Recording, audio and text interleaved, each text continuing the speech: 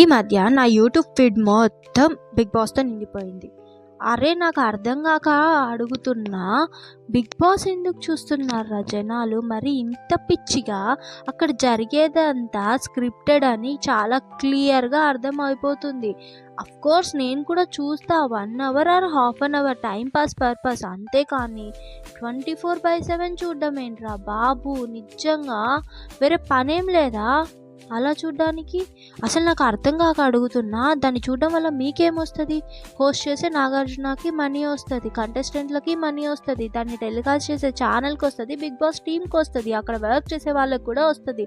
అంతెందుకు, దాన్ని చూసి మేమ్స్ క్రియేట్ చేసి వేసే మేమ్ పేజెస్ వాళ్ళకు కూడా మనీ వస్తుంది, దానికి రివ్యూస్ ఇచ్చే రివ్యూవర్స్కి వీడియో చూడడం వల్ల, వీడియో లెంత్ వల్ల వాళ్ళకు కూడా మనీ వస్తుంది.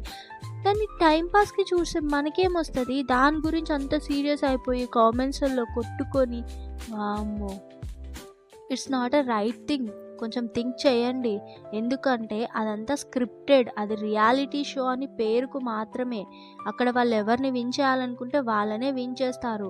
దాన్ని పట్టుకొని దానికోసం కొట్టుకొని, అబ్బా వద్దు నాయనా, ఆలోచించుకోండి.